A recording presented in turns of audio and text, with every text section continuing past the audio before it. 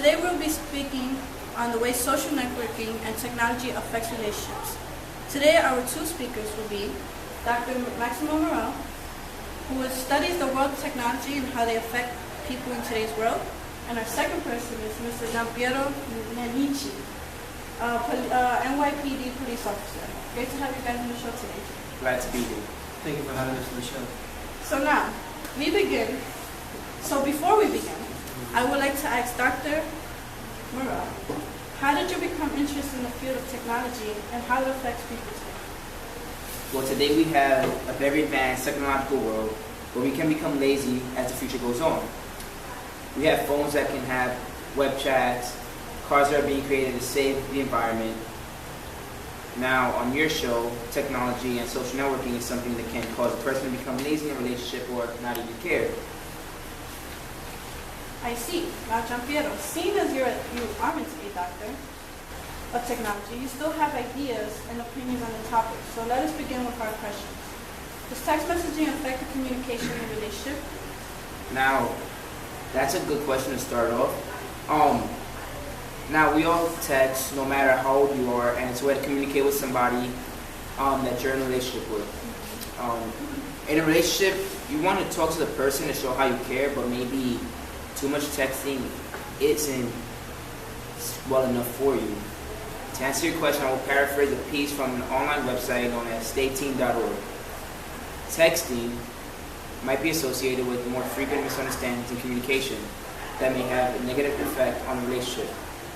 It's easy to misunderstand text messaging because it's hard to find out how upset someone is without looking into their eyes, or hear the tone of their voice, or read their body language. So in other words, if I send a text message to my girlfriend and I say I love you, but I'm not showing the emotion, the actual emotion. So if I was in person, I can give her a hug or a kiss, showing the satisfaction that I really do love her. With text messaging, it may be easier to talk about issues, but then it leaves confusion between the couple and a greater chance for the issue not to be resolved. Explain more about that. Well, this means that through texting, you can't tell the person's emotions because everyone has heard the words before, oh, I'm okay, from a girlfriend or a friend, but through a text message, you can't tell if they are okay or not. So this is almost a way of miscommunication. Now, I will have to disagree with you, Doctor. The way you write your response in a text signal doesn't explain how the person is. Now, if you know a person is not feeling well or is having problems in the relationship, you should be able to tell whether it's a friend or a girlfriend. I know for a fact that if my girlfriend wrote a text message in a certain way from her usual way, I will get the hint something is wrong. Wow, that's really interesting. So you're saying that depending on the way you write, you can tell how they feel? Interesting. Now my next question is, does text messaging affect the tone of the partner and seeing their emotions? Now, like I said before, the tone in the text can't be identified as quick because it's not in face-to-face contact. According to Sarah Coyne, author of the article, I Love You, smiley face, a descriptive study of the media use of individuals in romantic, she said, tone of voice and facial cues have been found to be important aspects of interpersonal communication that help enhance the clarity of messages. This paraphrase is mainly saying that without face-to-face contact, the relationship might seem just from a texting point of view, and the person might not want to talk a lot face-to-face. So if you have a problem, you don't want to talk face-to-face because you might feel insecure about yourself or talking in a certain way to that person, but through texting you feel more comfortable because you don't have to hear the person's reaction. Now, I'm going to have to agree on this one with the doctor. With a text message, you can really tell if the person's mad or in different emotion because of how the text is written. You have to be in front of the person face to face and know how they really feel about how they feel because I can write my best friend leave me alone, but I can be joking around, but they might not know that. They can't really see my face or my emotions in my face or the tone of my voice. Very well said. On that note, we will go into the idea of dating websites or social networking and its effects on the relationships. The first question on this topic is, does dating websites cause shallow relationships to form? Wow, well, this question I have a hard time researching for because there is yet any shallow relationships that we know of. Now I say that social networking does cause a shallow relationship in the world today. I will show you by a quote. Quote, individuals with severe social and or dating anxiety may be more likely to experience distress in other areas as a result of insufficient interpersonal relationships. This was a quote from an article by Davila, Beck, and Stevens. This quote can be identified that when it comes to somebody being in a relationship, the anxiety might cause them to be a little bit different to impress somebody or to become a person who they are not. So you are in the stress of showing that you're probably sweet in person, but maybe on Facebook or whatever people use nowadays, you want to be a different person. So you want to be this suave, cool guy that not everybody really sees in person. Then just trying to impress that one person, then maybe a shallow relationship could form because they're believing a lie, not the truth. So do you think that people today have shallow relationships? Well, it depends on the two people in the relationship. Yeah, sure depends. I agree with you. Because today we have many examples of that today. Guys are use social networking would look for a girl who got a good body and a girl for that guy would look good. When in fact they look only for a person's body or the way they dress, not how they feel or if they care for the person. What can this cause? Well, it can cause a heartbreak or someone being too emotionally attached. I see. So my next question would be, are people most likely to hide secret relationships with social networking or not? Another relationship, most definitely, because when a person is tired of being with someone, you know they don't have the courage to say it to the person face to face. Quote, individuals in secret romances suppress their relationship-related thoughts in order to avoid accidental disclosure and to allow for discussion of non-secret topics. This was pulled from Foster. In this article, we can see that relationships are sometimes secret to keep the other partner thinking everything is okay, when in reality it's not. So we can see if relationships have secrets behind them, social networking can hide the secret even better because it's your password that can get into this profile. So if you have a problem with anybody, you could just be like, oh, everything's okay, and then you could lie to another person of the opposite sex and say, yeah, we're having a bad time, like we always argue, we never have any time together, and causes more problems, but that other person won't know. I mean, I disagree. People can hide relationships regardless, in person or on the web, because it's been happening for a while. In the 80s, we didn't have Facebook, we didn't have MySpace, we didn't have Twitter, and people yet still cheated on the phone successfully and got away with it.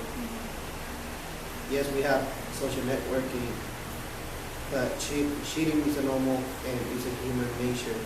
So with or without social networking, it will be there.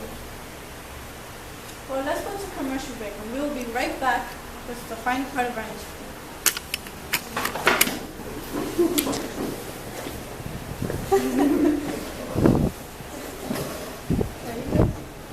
Move that. Hey, what's up, guys? My name is Maximo Moreau, My name is Giampiero Dancini. and we go to the John Jay College of Criminal Justice. We're both freshmen, and we both love the game of basketball. Now, what makes us play basketball so much, and what makes us be the best that there can be? Air Jordans. Air Jordans. You wanna win a basketball game? You wanna be the best? You wanna fly? You wanna jump from free throw line and make a dunk? You want to be like Air Jordan himself? Do you want to be the best? Do you want to be having your names at NBA spotlight? Have leaders like Kobe Bryant, LeBron James, even Carmelo Anthony? You need to wear Air Jordans. Like us, we wear our Jordans fashionably, and we even use them to play on the court. So there's stuff a pair of Air Jordans today. There's nothing wrong with the fact that you want to fly, but it does matter that you want to win. I'm only 5'6" and I could dunk with my Air Jordans. Wow, that's impressive. Well, that's what we got to say about Air Jordan. So don't be lazy. Go out there, get your pair, and play the game of ball. You got it. Yo, not even super.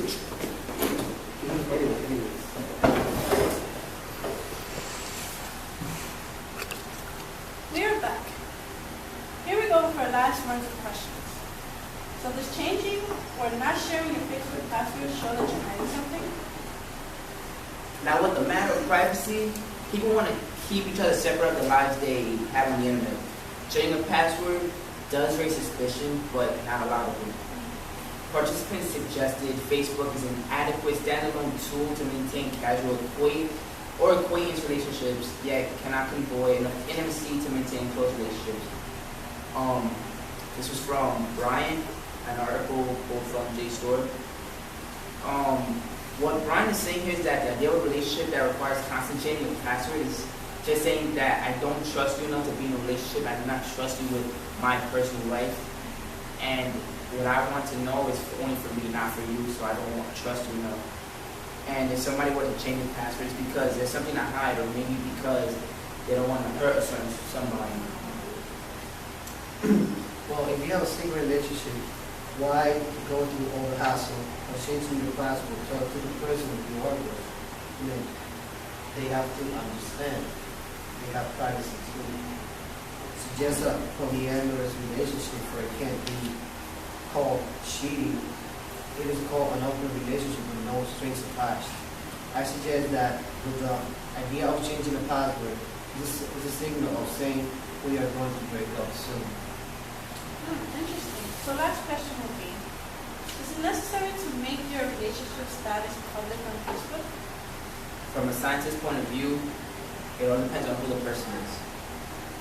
If he or she is very happy with the person, of course, put it up. It's something you want everyone to know. Like I said before, if the relationship is shallow, and making a public announcement on Facebook will be pointless because you don't really care about the person as much as they might feel about you. To me, technology and social networking is one of the biggest factors humans cheating or lying behind each other's back. With shallow relationships, you're probably dating somebody because they have money or something, and like you don't want to announce that because you're gonna be seeing yourself as a certain person. I won't say it's because on TV. So, but yeah. If you're not putting the status up, I disagree because if you're not putting it up, if you're not putting it on the web, everybody's gonna think you're single, and you don't want them because there's gonna be problems with your relationship. For example, if a guy are only talking about a couple months and they're not necessarily together, you can put like this complicated or open relationship. If you're single, you're single. No need to make confusions or exceed because of distance. Wow, now you gentlemen have made a great show today. In my opinion, I say that social networking and technology does affect relationships. And I would like to say both of you had strong evidence and stood by your points very well.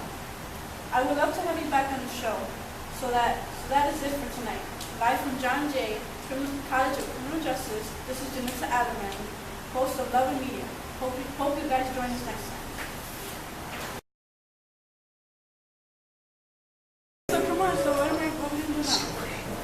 Hello. Go, do it. I'm already recording. Are you recording? Hey! All right. That's some real shit. See, pay attention. I am paying attention. Sit down. Sit down. They don't know how to cooperate. Sorry, we gotta do this. All right, ready? Oh my God. Can I read all the time? No. Okay, you're gonna be Will Smith. Go ahead. I can't be Will Smith. Now, go on. Oh no! You know what? I have to jerk. I got it. Get into the something like this. Come on, you guys. I give up.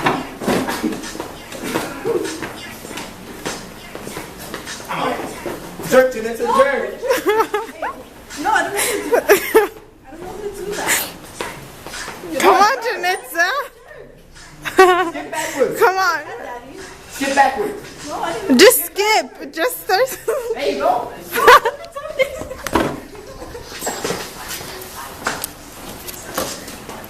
You started skipping forward. This is your thing. You're like, Alright, we're going to record it. We're going down to the I'm still recording all of this In shit. reality, this is my show. It's my interest. This is his interest, so I was showing. Massimo. Hey, Janitza.